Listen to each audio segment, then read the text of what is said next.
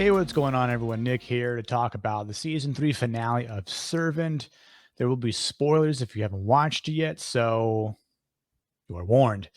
Now, in the previous video, I gave my expectations as to what may or may not happen.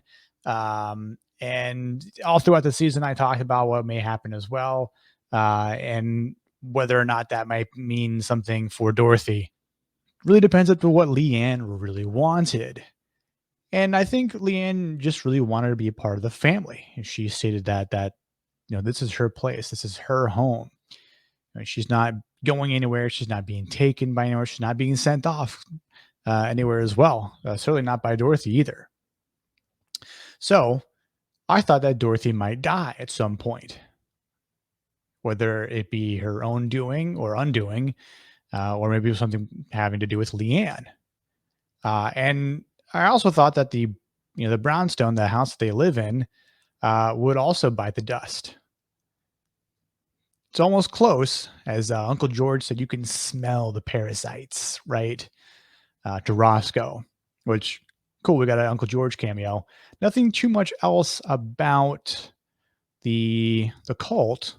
Interestingly enough, that was one of the things I wish we got to see a little bit more of. But I'm presuming they're just saving that whole debacle for season 4. Now, interestingly enough as well, Uncle George says the darkness about Leanne, and that may have something to do with the line that Leanne told to Sean about God not bringing back Jericho. Well, then who did? If it wasn't God, was it the guy that chills in hell? Satan? Lucifer? The devil? Is Leanne an agent of darkness? There's a lot of interesting, comments to be made. And I know there's a lot of theories out there of who Leanne is. Is she the Antichrist? Is she a fallen angel? What really is she? And I've always sort of suggested that she has this sort of supernatural ability, although it's also ironic that she keeps a Bible under her bed. Now, look, Satan is familiar with the Bible as well. If you're familiar with the Bible or anything to do with Christianity, you'll know that it is said that Lucifer presented the same Bible quotes to Jesus on the mountaintop, and so that's the thing. The evil darkness is very aware of what the light and what the Bible says, which is much like how Leanne is aware of it. Although I don't know if I really believe that Leanne is evil. I think she's conflicted. She's trying to figure out who she is. I think there's a lot to be said in a realistic way, aside from the whole supernatural aspect of real life people. But I think in this episode, I was really glad to see how Leanne just came out and said, "You know what? Here's the conflict. It's between me and you, Dorothy. Try and straighten it out. Try and fix the problem here." And it was funny because, Sean and Julian are just like, "Oh, shit. Well, all right. We'll go back to doing our thing." And you could see the look in Dorothy's face because she knows it's true with what Leanne says, but she doesn't care. Right. And there's a few times that Dorothy says in the episode, "A fresh start, a fresh start, a fresh start, a fresh start." And lo and behold, that right there is the key to her undoing, where she tries to go to a fresh start. We don't know who was in the van that was outside when it was raining. Could have been an Uber, something like that, right? I don't think it was her father, because I feel like at that point, I don't know if Frank would have really, given into just getting them out, or by them, I mean Jericho and Dorothy. I think if anything, he could have stopped her even more by having Dale McKenzie come in and really get her, locked up. And I thought it's interesting too how Leanne says, "I'm doing this for your own good," and then she yells for Julian and Sean, and it was kind of funny how quick Sean was just like, boom, like fully like zoomed out of the door, like, Dorothy, what's going on here? And I'm like, shouldn't he maybe be a little bit more tired, or, sleep, something like that? Like, he was just like fully alerted. Whatever, that's just the direction of it. I'm not going to nitpick too hard on that. But, I think I don't know how I really feel about the parasites. Like, we know that they've been eating away, and they've given us something every episode about the termites, right? Um, and it's almost just like, how oblivious were they that they haven't, they walk up and down the stairs quite often. I would presume every day, as they did in every episode, and they didn't notice that it was being eaten away. And then Leanne just happened to notice. Of course, she probably noticed, because I know the idea is that she did this to Dorothy. Or did it just happen naturally? And I mean naturally by termites eating away at the staircase, and then her just suddenly leaning on it and then falling down to her demise. I think that's one of the ambiguous things that creates a good conversation. And I think I like that about this episode, and I like that about most shows, that, incite conversation about the story. It's a good talking point. Did Leanne create the termites, or infest the house with termites, which also led to the termites eating at wood as they normally do, to the point where Dorothy was leaning up against it at that right moment, right when she was trying to leave, and that Leanne says, "This is for your own good," right? Or something along those lines. And she's sorry, but again, she'd never let anything bad happen to Jericho. Right as something bad is about to happen, we see the, CGI handoff, like, she's falling and like handing out Jericho to her perfectly, right? Like, it just, I'm not going to really critique that too much, because obviously, how are you really going to have such a perfect handoff, with, Dorothy falling down, through, a very, slender hole through a few flights of stairs, and Leanne embraces and, grabs Jericho.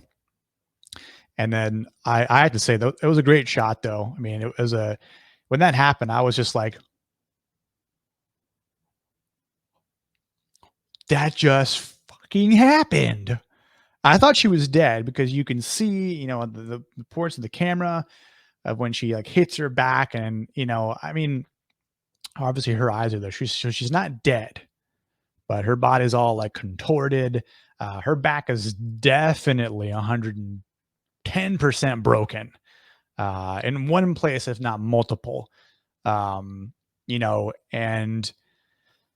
it was creepy how she just looks up with just like this, head that she can't move. And she just sees, Liam looking down at her with Jericho in her arms.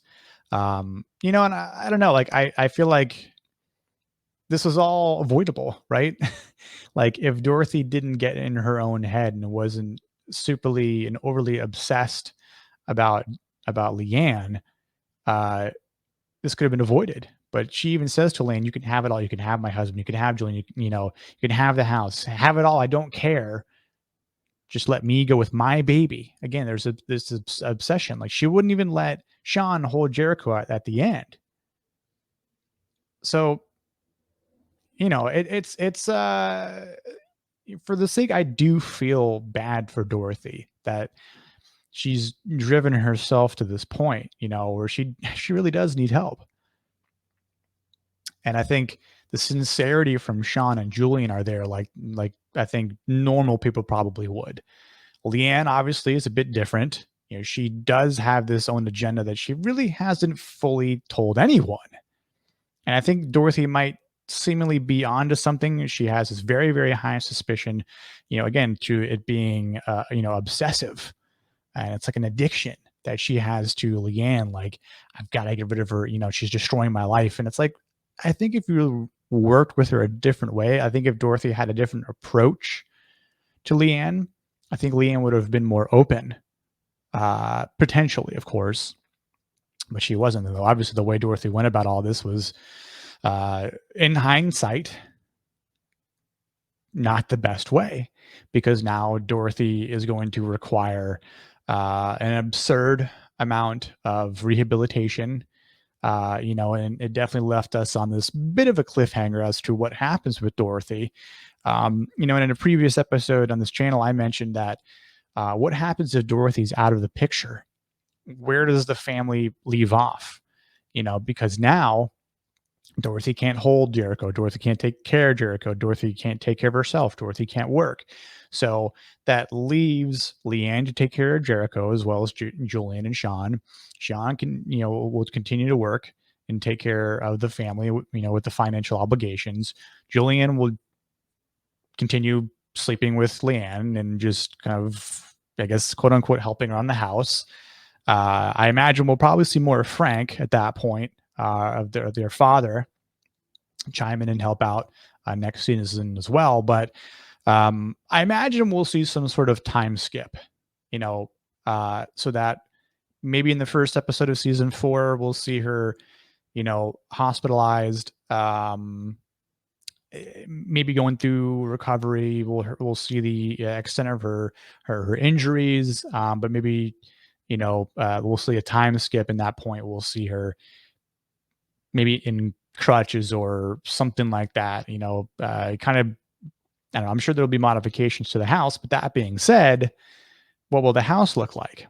Will there be this investigation into the house? With all the bugs, will the house get gassed? And knock out all the parasites. Who knows?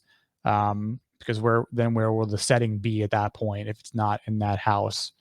Or do they continue to ignore it and just festers and it rots and it starts to disintegrate even more?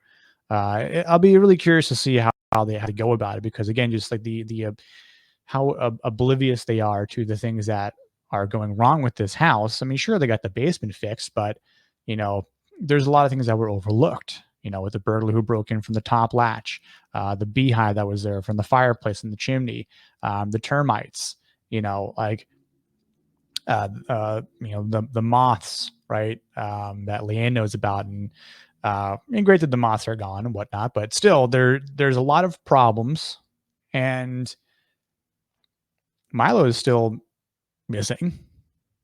We don't know too much about the her followers, where that leaves off as well. So maybe there's going to be some sort of quote unquote battle or war in the fourth season. And I think it's also interesting too to talk about Leanne's point of her caring for Dorothy and really just trying to help her out.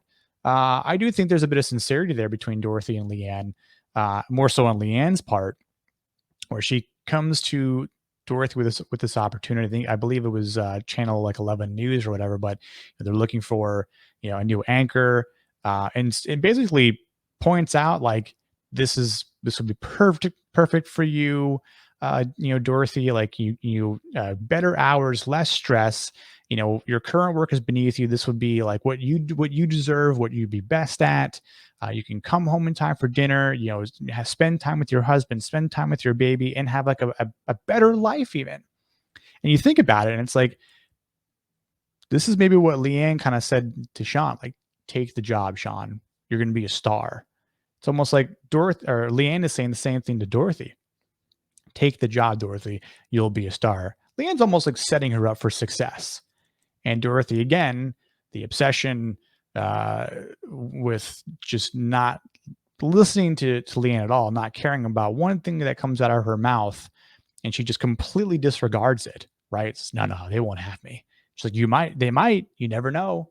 And at that point, I'm thinking, Leanne is saying all of her people there, especially her with some sort of weird supernatural, gifts that she has and possesses, the people that are involved with her. Dorothy could have probably gotten that position, and she chose not to. Again, missing out on an opportunity that would have bettered her life because of this disdain that she has for Leanne. She's blinded by her rage, even though she was, telling Sean that I'm angry. I didn't believe you. I didn't trust you with this and your outlook, your faith. And she could have. She could have just accepted, given a chance, and maybe at that point there would have been a better reconnecting of it, but she didn't. Missed opportunity. But maybe, who knows? Maybe something like that will still open up for Dorothy in the end. Maybe she'll come to some sort of conclusion or realization that she just needs to partner up with Leanne rather than oppose her. All for one and one for all, as the Turner family. So, um, but yeah, let me know what you guys thought about this finale. What do you think? It was good? It was bad? Did it leave more to be desired? Um, you know, I, Again, I stated a couple things that I wanted to see more of, but overall, it was great. I think it definitely felt like a great episode to hand on. So I'm going to give it a 9 out of 10. See if you all agree. If you're new here, subscribe. Help support me in the channel. Hit that like button. Share with your friends and family. I really do appreciate it. And until next time, I'll see you guys on Servant Season 4 and other videos here on the channel. Cheers.